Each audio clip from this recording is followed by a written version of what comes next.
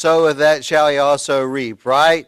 So Jacob is getting the reward of his trickery back on him by Uncle Laban, who is a bigger tricker than he is. So 20 years goes by, and he's dealing with, he was tricked with his wife. He was working for one wife, got another wife. He was tricked in his wages. For 20 years, he dealt with the trickery of Laban. Then God said, okay, it's time to go home. So he go back to the land where I told your father and your grandfather to sojourn and inherit this land. So in the minute, basically unaware of Laban, he takes off with his family and with his flocks, and Laban tracks him down. After several days, he sends out the posse, and he stops them.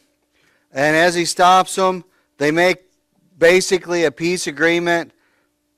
I'm not going to cross over this. They put up a pillar of stones. I'm not going to cross over this, and you don't cross over this, and we'll have peace.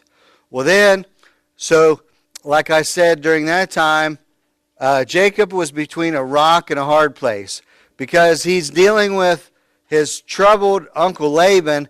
Now he's got to go back and face his brother that he had trouble with. So now he's praying and he's wrestling with the Lord. And he's asking God's blessing. That's what he's doing. He's asking for God's blessing, and he prevails. And so then he moves on. He doesn't follow. He meets Esau, his brother, and they have peace. And so God answers his prayers. Well, then now it's time. He's dwelling in a little place called Succoth. Okay? Then he goes over the river there, back into the land of Canaan, where he's supposed to be sojourning or dwelling, and he comes to a place called Shechem. And it was named after a guy named Shechem. But the problem that happened, we talked about last week in Shechem, the man Shechem defiled Jacob's daughter Dinah. Well, two of the boys said, the only way that we're going to let you marry our sister is that you're circumcised and become like us. But they had no idea that they were going to do what is about to happen. So all the men agreed to being circumcised in the whole village of Shechem. And on the third day, when the surgery is at its worst time for healing, those young men went in and they murdered all those men, and they took the spoil of that place. And Jacob leaves that place and says, you boys are making me to be a big stink around here. As like I can't believe you did this, you know. So he picks up from that place and begins moving. He's keeps coming south, south, south. Eventually he's going to get down to where he originally was. Abraham and Isaac were sojourning. He's headed that direction, but it's kind of like a gradual pace down through there. So that's when we pick up in chapter 35. So now that Succoth is destroyed, and they leave that area, or Shechem, is destroyed.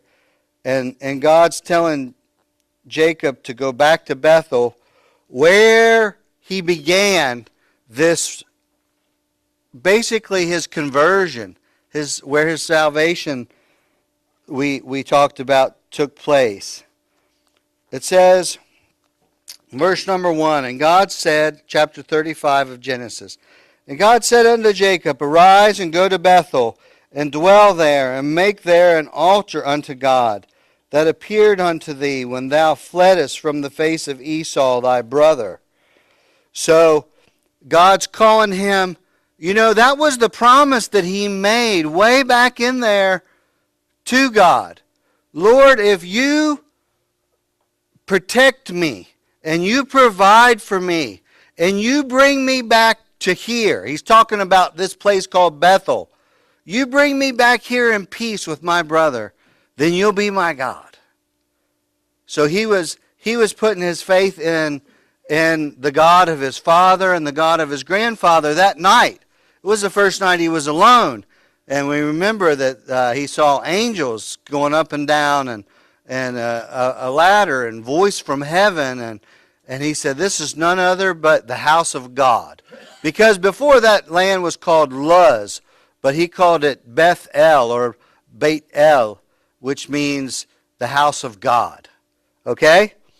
So God's telling him to go back there and make an altar. Because God was good on his promises, right? Has God ever been good to you on your promises? Many times over has God been good to me on promises.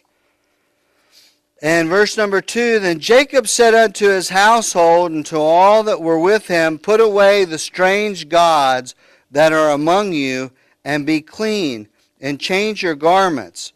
Verse number 3, and let us arise and go up to Bethel, and I will make there an altar unto God, who answered me in the day of my distress, and was with me in the way which I went. Isn't that how we kind of come to God a lot when things are tough? That it kind of seems like that's when people turn their lives over to the Lord. A circumstance, not always, but sometimes. So now this is really the first time I think we see that Jacob is actually guiding people. I mean, it may be wrong. Tell me if you saw it differently. But now he's telling all his children and his servants, put away these false gods.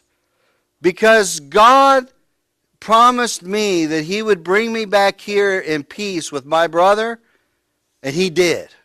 And we're going up to make an altar and a sacrifice to show God that he's worthy of these praises, right?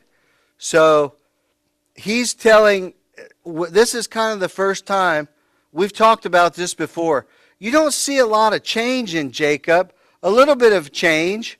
It's like over these 20 years, he's like growing spiritually a little bit, but we don't see it. But now we're starting to see not only has he changed, but he's now directing the people that are around him to change. Especially since what happened back in Shechem. His boys went and murdered a whole village. He's like, man, these guys are rough, right? Anybody got any thoughts on that? Was that the town where because he tried to dwell there, and then he left there. Mm-hmm. So which one is the area that the Samaritans would later dwell? Would that be because when he was dealing with Shechem, wasn't that as farther north? Just a little bit. I think both of these areas are probably what we would call Samaria. Both of them, yeah. We're not down. You don't get into Judea until you hit about Jerusalem. From Jerusalem down is Judea. Yeah, but this area would be later on, it's called Samaria. At this time it's not. It's just all the land of Canaan. Yeah, this is like way before all that. But yeah. Yeah, right now he's coming down from Padan Aram, and he crosses back over the Jordan River. He meets his brother on the other side of Jordan. Okay? On the east side. Yes. He meets his brother over there because Edom, the land where Esau's from, is all in Jordan. So he meets his brother there, and his brother says, come on back with me. And he decides, I'm not going down where he's at. For some reason, he crosses over the river and goes into Shechem where the Canaanites are. And then this stuff happens with the Dinah deal. So now he moves on from there. And as he moves on, he goes to another area. It was real close, right in all in this area. And he's going to cleanse the group. Let's put away your false idols, your false gods. And verse number 4, and they gave unto Jacob all the strange gods. And they brought this stuff. These people were what we would call polytheists. They served all kinds of God. They had statues and shrines and different trinkets. It's kind of like good luck charms and like a goddess to make one pregnant, or a god to do this, or they worshiped the sun. They worshiped everything. But Jacob knows who the true and living God is, and he's telling them, we're not going to have idol worship in our family. Put it away. That's good, right?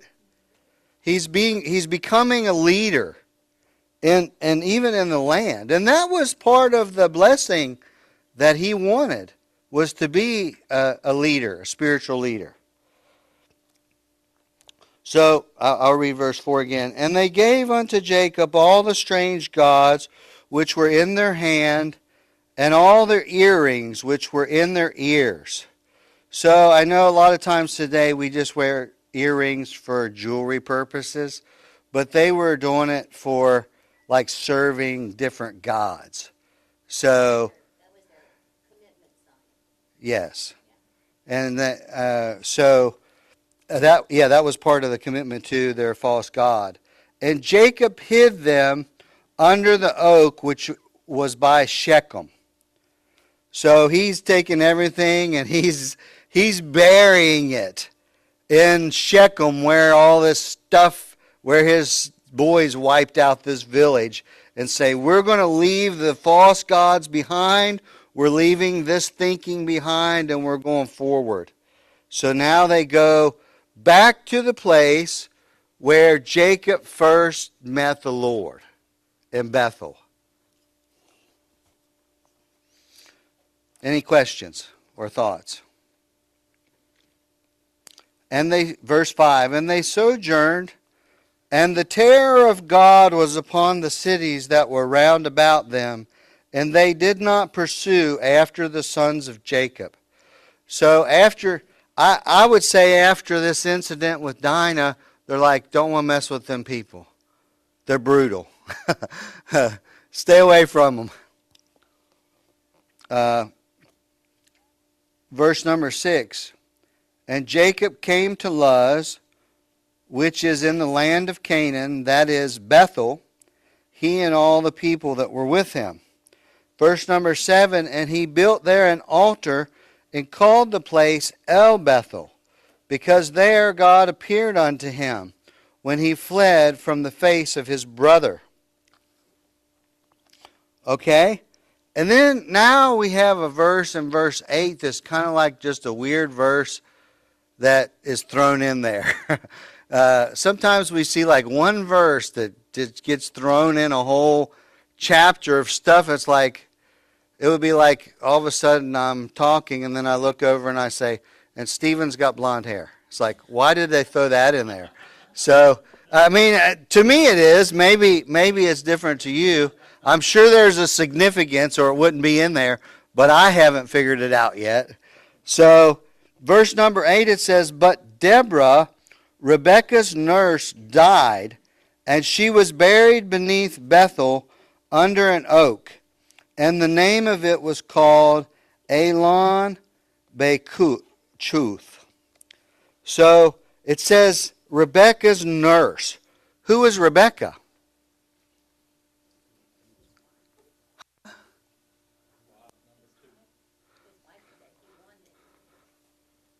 No, that was Rachel.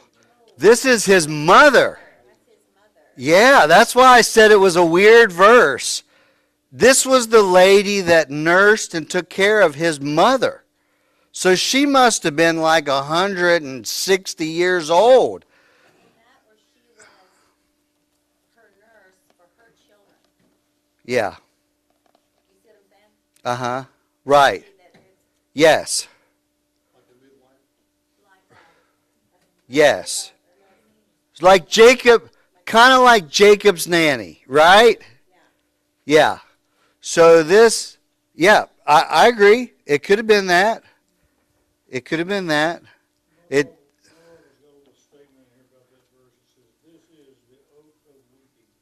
Correct. That's what that name meant. Elon Bachuth. I probably messed that pronunciation up. But yeah, it means the oak. They buried, not only at one of the oaks, they buried the false gods, but now Jacob is also burying probably his nanny, the one who helped take care of him. Now, I don't know how she got in the crowd. You know what I mean? Was she, because she would have been, I mean, she didn't go with him when he went up to Padanaram to run from his brother, he's by himself. So, yeah, because he was all alone that night when he was sleeping on the pillow. And he said, I just come over this with my staff, that's it. But they're getting real close to home. So I don't know if she came up for a visit or what. But I mean, he's not far from home, okay? Home is in the south, down around Hebron, Beersheba. He's, huh? It might be a possibility she got traded off from Esau, because remember Esau sent all them gifts over, and I'm pretty sure there was some slaves down in there too, weren't there? I don't know. Didn't Esau send up some slaves or something? I He don't. might have got sent over with all that stuff. Maybe. I don't know. So, yeah, like I said, it's kind of like a weird verse. It just kind of comes out of nowhere. Yes, sir.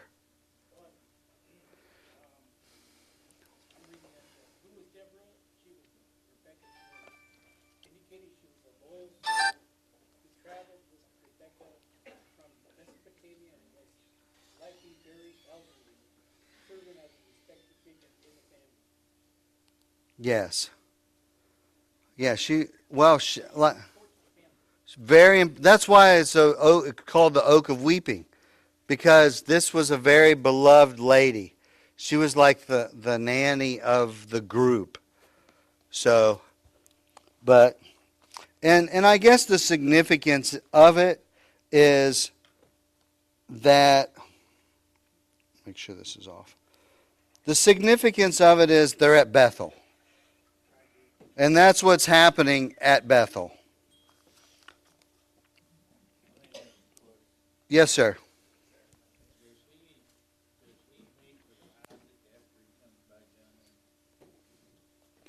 I think he does. We're going to see in just a minute. Okay, yeah, I'm not sure. I think when I've read it, but I didn't pay. Yes. Yes.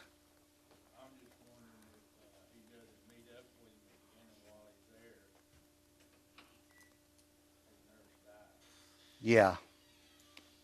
I don't know. Yeah, it's hard to tell. Maybe it'll tell us and give us the understanding here. So verse number 9, God appeared unto Jacob again. So he goes, he builds an altar to the Lord. He cleanses himself, cleanses his family, says, we're not going to be serving false idols in this family. And now the Lord appears to him, as he did before there. It said, and blessed him. In verse 10, and God said unto him, thy name is Jacob, thy name shall not be called any more Jacob, but Israel shall be thy name.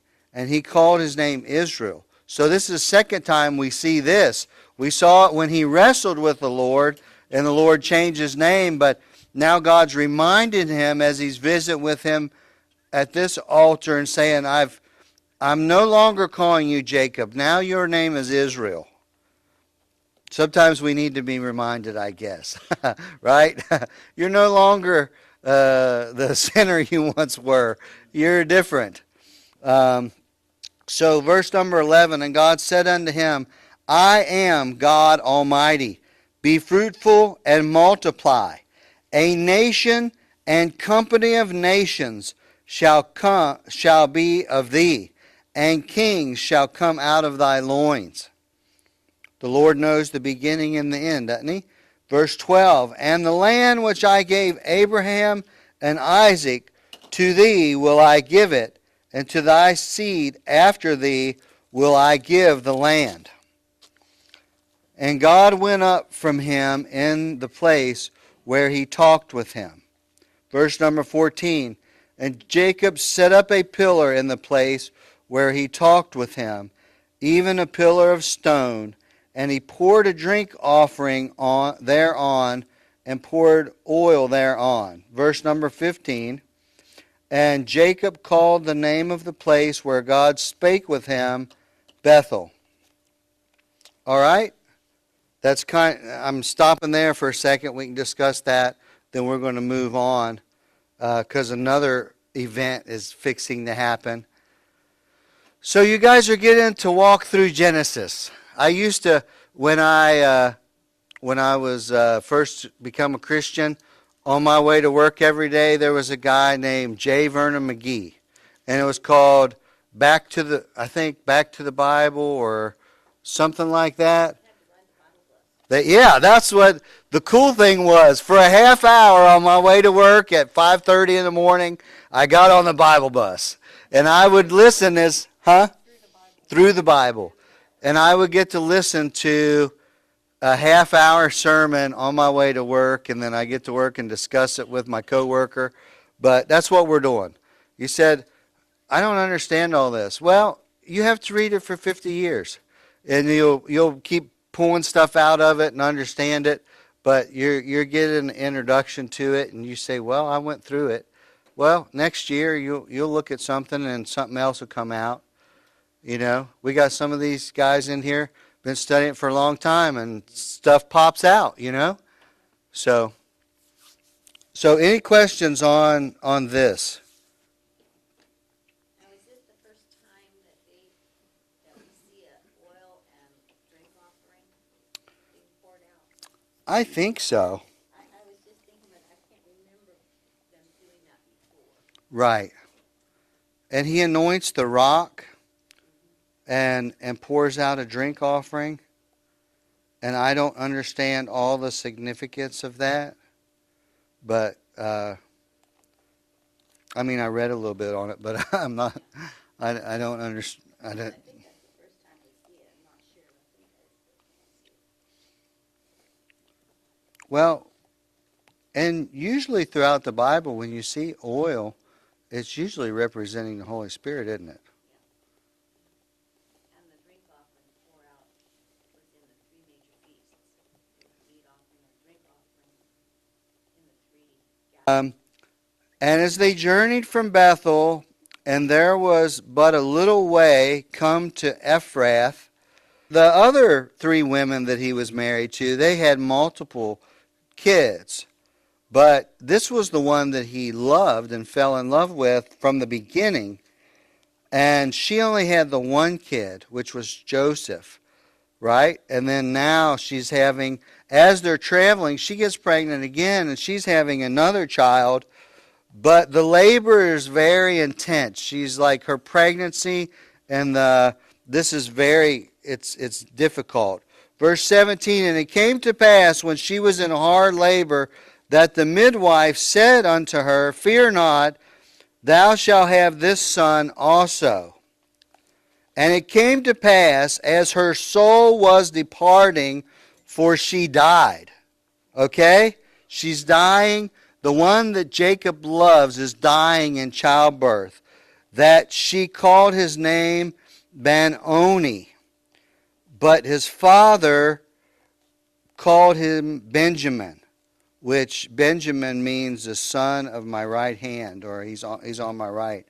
And I forget, does anybody have a note there what Ben-Oni means? It's like, I had it earlier, but I didn't write it in my notes. Son of my sorrow, yeah. Well, yeah, she's dying. Huh? Son of my pain, son of my sorrow. So as she's dying, giving birth, she calls him Ben-Oni, son of Ben. The word Ben in Hebrew is son. So you'll see you'll see that in people's names. But he says son of my right hand. Although this is the son that took my wife's life, he's going to be real close to me. And you'll notice that Jacob in the Bible, he's showing special favoritism in the chapters ahead. He's showing special favoritism to Joseph and Benjamin because they don't have a mother anymore. And that was the wife that he fell in love with. That's why he made Joseph a coat of many colors, because these were from this lady that's dying right here, Rachel. Verse number 19. And Rachel died and was buried in the way to Ephrath, which is Bethlehem. So that's where she's buried. What else happened there in Bethlehem? Anybody remember? That's where our Savior was born, in Bethlehem. Verse 20. And Jacob set up a pillar upon her grave, that is the pillar of Rachel's grave, unto this day. Verse 21. And Israel journeyed and spread his tent beyond the tower of Edar. And it came to pass, when Israel dwelt in that land, that Reuben went in and laid with Bilhah, his father's concubine. Be careful what you do, people, because God may write your sin down in a book someday. They're okay. They're just having one of the wives of Jacob. You said, why is that in the Bible? That's like drama, isn't it? Well, yes. God didn't use perfect people, did he? And none of us are perfect. Everyone has sin. Now, why he did this, I don't know, but he did. And it mentions it. So just to let you guys know, be careful with your sin, because it might be recorded and written down in a book someday. And God, do you think when Reuben was doing this sin that he thought that it's going to be written down in a book for people to read for the next several thousand years? Right? It's just one little sentence, but there it is. That's enough to deter me from doing sin, right? So, now the sons of Jacob were 12. And the sons of Leah, Reuben, Jacob's firstborn, Simeon, Levi, and Judah, and Issachar and Zebulun. That's Leah. And the sons of Rachel, that was the wife that just died. This is just a little lineage here. Joseph and Benjamin. Verse number 25, and the sons of Bilhah, Rachel's handmaid, Dan and Naphtali. Verse 26, and the sons of Zilpah, Leah's handmaid, Gad and Asher.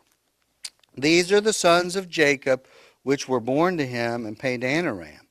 Verse 27, and Jacob came unto Isaac, his father, unto Mamre, the city of Arba, which is Hebron. So now Jacob comes on down to where home is. He's made it all the way round trip, 20 plus years later, to where his father is. Verse 28, and the days of Isaac were 180 years. That's 180 years old. Could you imagine living to be 180 years old today? Verse 29, and Isaac gave up the ghost and died, and was gathered unto his people. being old and full of days, and his sons Esau and Jacob buried him. Chapter finished. So we saw a few different things in there. We saw that Jacob come back to where he first made a vow to the Lord. And when he did, he gave thanks to the Lord, made an altar, made a sacrifice, told his family to put away their false gods. Isn't that pretty cool, though? Like, he did a full circle. 20 plus years later, God revealed all these things during that 20 years, and then he's changing his life, and now he's like, okay, God did this, and you all need to change. Where his family's going a different direction. And they needed it, right? There was a rough crew. Jacob's boys were rough characters. Kind of like some of us, right? All right, any questions or thoughts? But God chose them and God chose us. So we have to give thanks. For whatever reason God said he wanted us, he chose us, and that's good. Anyone have any thoughts or questions? I need a map so I can see all these different places laid out in front of me. Okay. Just go to Israel. No, I'm just kidding. You can see them firsthand. Tell your husband maybe one of these anniversaries or something, he could take you there. Not now, though. It's very dangerous right now. You don't want to take a trip today. I'm not going to Israel. I'm going somewhere else. Yes. So it's not actually with our story. The phone call that I got, my cousin is trying to kill himself again. His name is Joseph Shupin. Could we just say a prayer for him? We will. Absolutely. Anyone else have a prayer? And we'll go ahead and dismiss in prayer or a thought about the Bible study.